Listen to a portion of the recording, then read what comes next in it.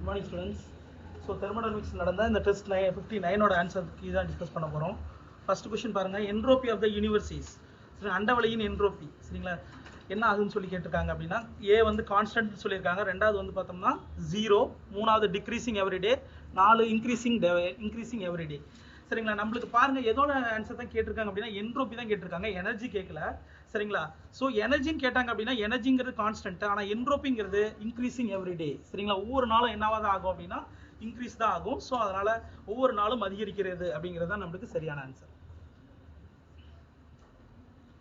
அடுத்தது பாருங்க, the standard free energy change delta G naught is related to equilibrium constant சரிங்களா. So இந்த நம்ம இதோட ரிலேட் பண்ணக்கூடிய ஃபார்முலாஸ் நம்மளுக்கு தெரிஞ்சா போதும். Delta G naught equal to formula நம்மளுக்கு என்னன்னு பார்த்தோம்னா minus RT into ln of KP. இங்கே கேபி வச்சு தான் நம்மளுக்கு எல்லா ஈக்குவேஷனுமே கொடுத்துருக்காங்க சரிங்களா. இப்போ இந்த ரிலேஷனை நம்ம ஈக்குவல் பண்ணுறோம் அப்படின்னா இதை மாத்திரம் அப்படின்னா பாருங்க, மைனஸ் டெல் G naught இந்த டிவைட் மல்டிப்ளைல இருக்கிறத டிவைட் கொண்டு வரோம், RT equal to ln of KP.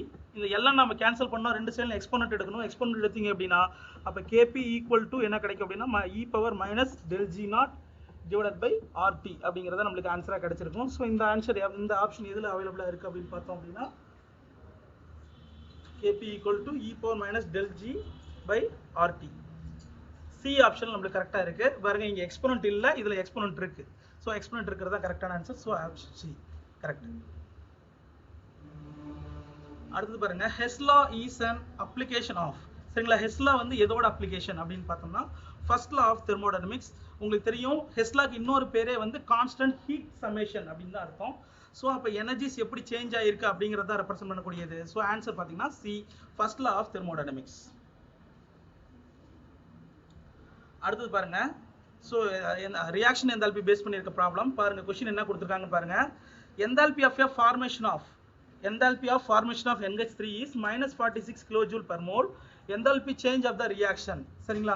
ஒரு இந்த எந்தால்பி வந்து உங்களுக்கு அமோனியாவோட டீகம்போசிஷன் ப்ராசஸ் தான் உங்களுக்கு கொடுத்துருக்காங்க. ஸோ அப்போ டெல்டா ஆர்ஹெச்க்கான ஃபார்முலா எப்படி இருக்கும், ரியாக்ஷன் எந்தால்பிக்கான ஃபார்முலா பாருங்க. ஸோ நம்மளுக்கு தெரியும், நம்மளுக்கு ப்ராடக்ட் மைனஸ் ரியாக்டன்ஸும் தெரியும் பாருங்க, எல்லாமே கேஸ் ஸ்டேட்டில் தான் இருக்குது. அப்படின்னு பார்த்தோம் அப்படின்னா enthalpy of N2 plus del H NH2 formation enthalpy of H2 முன்னாடி 3 இருக்கு, 3 into மைனஸ் ப்ராடக்ட் சைடில் பார்த்தீங்க அப்படின்னா உங்களுக்கு என்ன இருக்குது அப்படின்னா அமோனியா இருக்குது. ஸோ அப்போ 2 into formation enthalpy of ammonia, இதுதான் நம்மளுக்கு இருக்கக்கூடியது. இப்போ பார்த்தோம் அப்படின்னா இந்த அமோனியா ஹைட்ரஜன் ரெண்டுமே அதோட ஸ்டாண்டர்ட் ஸ்டேட்டடாக கேஸஸில் தான் அது இப்போ ஒரு நம்ம ஸ்டாண்டர்ட் கண்டிஷன் பார்த்தீங்கன்னா 25 டிகிரி செல்சியஸ், அதே மாதிரி 1 அட்மாஸ்பியர் ப்ரெஷரில் பார்த்தீங்கன்னா நைட்ரஜனாக இருக்கட்டும் ஹைட்ரஜனாக இருக்கட்டும் கேஸஸில் தான் இருக்கும். அதனால் அதோட ஸ்டேபிள் ஃபார்மில் இருக்கிறதுனால அதோட எனர்ஜி 0 சரிங்களா. 0 மைனஸ் 2 இன்டூ ஃபார்மேஷன் எந்தால்பியோட வேல்யூ எவ்வளோ கொடுத்துருக்காங்க பாருங்கள், 46. So minus 46. அப்போது ஓவராலாக நம்மளுக்கு பாருங்கள் minus 2 minus into minus plus. So நம்மளுக்கு 92 கிலோ ஜூல் கிடைக்குது. ஆனால் நம்மளுக்கு ரியாக்ஷன் எந்தால்பி நம்ம சொல்லும் போது பெர் மோலில் தான் ஆன்சர் சொல்லணும். இங்கே பாருங்க நம்ம இப்போ யூஸ் பண்ணியிருக்க நம்பர் ஆஃப் மோல்ஸ் எத்தனைன்னு பார்த்தீங்கன்னா 2. அப்போ டிவைடட் பை 2, அப்போ டிவைடட் பை 2னு போட்டோம்னா 46 கிலோ ஜூல் பெர் மோல் அப்படிங்கிறது தான் நம்மளுக்கு தேவையான இந்த ரியாக்ஷன் எந்தால்பி சரிங்களா. ஸோ ஆன்சர் எங்கே இருக்குது அப்படின்னு பார்த்தோம்னா ஸோ டி ஆப்ஷனும் நம்மளுக்கு இருக்குது. So answer D. இப்போ தான் பார்த்தோம் பாருங்க, போன ப்ராப்ளம் யூஸ் பண்ணக்கூடிய கான்செப்ட் தான் அப்படியே கொஸ்டினாக கேட்டிருக்காங்க. இந்த எந்தால்பி ஆஃப் ஆல் எலமெண்ட்ஸ் இந்த ஸ்டாண்டர்ட் ஸ்டேட்ஸ், அதோட திட்ட நிலையில் இருக்கும் போது அதோட எந்தால்பியோட வேல்யூ எவ்வளோ இருக்கும் அப்படின்னு பார்த்தோம்னா 0. நம்மளுக்கு தெரியும் ஸ்டேபிலிட்டிக்கும் எனர்ஜிக்கும் இன்வெர்ஸ்லி ப்ரொபோர்ஷனல் சரிங்களா. அப்போ ஹை ஸ்டேபிள் அப்படின்னா எனர்ஜி 0. அடுத்து பாருங்க, கிவ்ஸ் ஃப்ரீ எனர்ஜி ஃபங்க்ஷன் சரிங்களா. டெல்டா ஜிக்கான ஃபார்முலா கேட்டிருக்காங்க, delta G is equal to del H minus T into delta S. So இதுதான் நம்மளுக்கு கரெக்டானது. இது எந்த ஈக்குவேஷன் இருக்குன்னு பார்த்தீங்கன்னா ஃபர்ஸ்ட் ஏ ஆப்ஷன் நம்மளுக்கு கரெக்டாக இருக்குது. So answer A. அடுத்து பாருங்க, calculate the entropy change in melting 1 mole of ice at 273 Kelvin. del H formation enthalpy-ஓட இது fusion enthalpy-ஓட வேல்யூ கொடுத்திருக்காங்க 6.02 into kilo 10⁻³ joule per mole கொடுத்திருக்காங்க சரிங்களா. நம்மளுக்கு தெரியும் என்ட்ரோபிக்கான காமன் ஃபார்முலா வந்து பார்த்தோம்னா Q/T சரிங்களா. இந்த Q எதுக்கு ஈக்குவலாக இருக்கும், இந்த ஃபேஸ் சேஞ்ச் ப்ராசஸ் எல்லாமே நம்ம ஏற்கனவே பார்த்துருப்போம் கிளாஸில். அது எல்லாமே ஒரு கான்ஸ்டன்ட் ப்ரெஷர் ப்ராசஸ்ன்னு சொல்லியிருப்போம். கான்ஸ்டன்ட் ப்ரெஷர் ப்ராசஸ் அப்படின்னா Q is equal to del H அப்படிங்கிறது நம்மளுக்கு தெரியணும் சரிங்களா. அப்போ டெல்டா H equal to நம்மளுக்கு ஃபார்முலா என்னன்னு பார்த்தோம்னா del H by T அப்படிங்கிற ஃபார்மெட்ல வரும் சரிங்களா. del H by T அப்படின்னா இங்க டெல்டா H ஓட வேல்யூ என்ன கொடுத்துருக்காங்கன்னு பாருங்க. டெல்டா H ஃபியூஷன் எந்தால்பியோட கொடுத்துருக்காங்க சரிங்களா. ஃபியூஷன் எந்தால்பியோட எவ்வளவுன்னு பார்த்தீங்க அப்படின்னா 6.023 into 10 power 3 கிலோக்கு பதிலாக 10 power 3 போட்டுக்கிறேன் டிவைடட் பை உங்களுக்கு 273 சரிங்களா. 273 போட்டீங்க அப்படின்னா உங்களுக்கு தேவையான ஆன்சர் பார்த்தீங்க அப்படின்னா ஸோ சி ஆப்ஷன் கிடைக்கும். So delta S equal to 0 equal to 22.1 joule per kelvin per mole சரிங்களா. இதுதான் உங்களுக்கு தேவையான answer.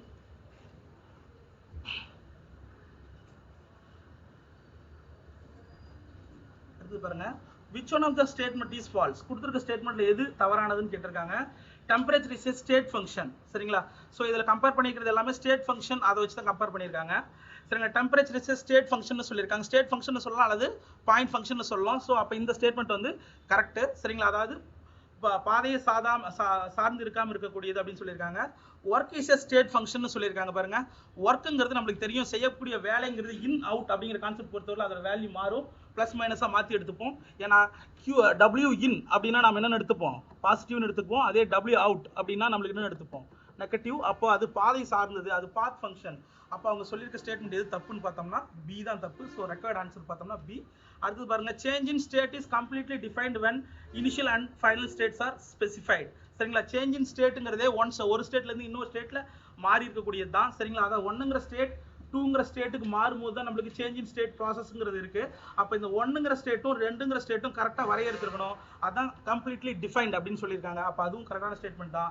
Work appears at the boundary of the system. Work transfer, ஒரு சிஸ்டம்ல இருந்து சரௌண்டிங்க்கு உங்களுக்கு ஒர்க் டிரான்ஸ்ஃபர் ஆகுது அப்படிங்கிறது யார் தான் கண்டுபிடிப்பாங்க, நடுவில் இருக்கிற பவுண்டரி தான் வந்து செக் பண்ணும், உள்ள போகுதா அல்லது வெளியில போகுதா அப்படின்னு சொல்லிட்டு. ஸோ அப்போ இந்த 4 ஸ்டேட்மெண்ட் கரெக்ட். அப்போ ஒர்க்குங்கிறது ஸ்டேட் ஃபங்க்ஷன் சொன்னது மட்டும் தான் நம்மளுக்கு ராங்கான ஸ்டேட்மெண்ட். So answer B.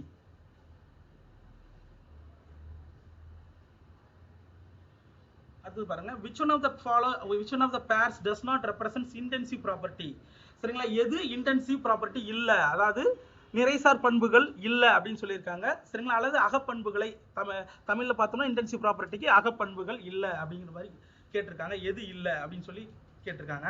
நம்மளுக்கு பாருங்க, நீங்க கொடுத்துருக்க எக்ஸாம்ஸ் எல்லாம் செக் பண்ணி பார்த்தாவே தெரியும். நம்ம ஏற்கனவே ஞாபகம் வச்சுட்டு சொன்ன வார்த்தைகளும் பாருங்க.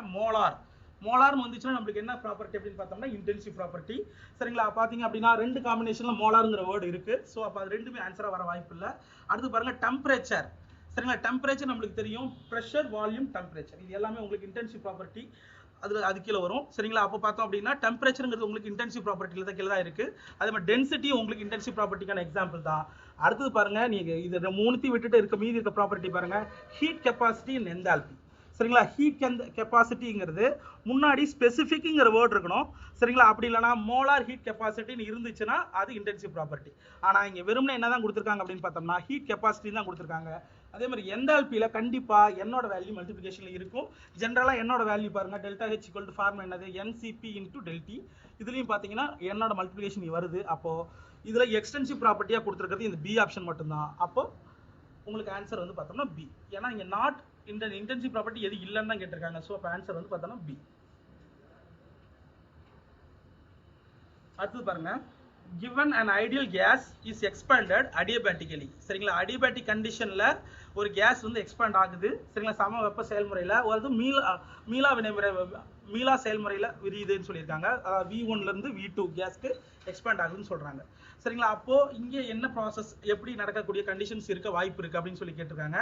ஃபர்ஸ்ட் பாருங்க, அடியோபேட்டிக் ப்ராசஸ். அடியோபேட்டிக் ப்ராசஸ்னா என்ன கான்ஸ்டன்ட் நம்மளுக்கு தெரியும் அப்படின்னா என்ட்ரோபிங்கிற கான்செப்ட் வந்து நம்மளுக்கு பார்த்தோம்னா உங்களுக்கு கான்ஸ்டன்ட். அப்போ S1 ஈக்குவல் டு S2, அதே மாதிரி டெல்டா S ஈக்குவல் டு 0 அப்படிங்கிறது நம்மளுக்கு தெரியும் சரிங்களா. ஆனா இங்க எல்லாமே டெல்டா எஸ் ஓட ஃபார்முலா வச்சு தான் சொல்லியிருக்காங்க. ஆனா எல்லாமே என்னன்னு பிரிச்சிருக்காங்க அப்படின்னா சிஸ்டம் சரௌண்டிங் ரெண்டா பிரிச்சிருக்காங்க. நம்மளுக்கு தெரியும் எப்பயுமே சரௌண்டிங்கோட enthalpy always increasing. First question அதான் இருந்துச்சு, entropy of universe or entropy of system always increasing அப்படிங்கிறது தான் கரெக்ட். ஸோ இன்க்ரீசிங் அப்படின்னா டெல்டா எஸ் ஓட சரௌண்டிங்கோட வேல்யூ எப்பயுமே எப்படி தான் இருக்கணும் அப்படின்னா பாசிட்டிவ் தான் இருக்கணும். ஸோ பாசிட்டிவ் எங்க டெல்டா எஸோட சரௌண்டிங் பாசிட்டிவா இருக்குன்னா ஏ ஆப்ஷன்ல இருக்கு. சிஸ்டமோடது நம்ம ஜீரோவா இருக்க முடியும், அது அடியபேட்டிக் கண்டிஷன்ல மட்டும் தான் டெல்டா எஸ் சிஸ்டம்ங்கிறது என்ன பண்ண முடியும் அப்படின்னா ஜீரோ பண்ண முடியும். அப்போ சிஸ்டமோடது ஜீரோவா இருக்கலாம், ஆனா சரௌண்டிங்கோடது எப்பயுமே பாசிட்டிவா தான் இருக்கணும் அப்படிங்கிற ஆப்ஷன் நம்மளுக்கு எங்க இருக்கு அப்படின்னு பார்த்தோம்னா ஏ ஆப்ஷன்ல மட்டும் தான் பாருங்க. இதுல நெகட்டிவ் 0 0, இதுல பாசிட்டிவ். ஸோ அப்போ நம்மளுக்கு ஏ ஆப்ஷன் மட்டும் தான் நம்மளுக்கு கரெக்டான ஆப்ஷனா இருக்கு. So answer A. So next கிளாஸ்ல என்ன பண்ணுவோம்னா டெஸ்ட் 60 ஓட ஆன்சர் கீஸ் டிஸ்கஸ் பண்ணுவோம். தேங்க்யூ.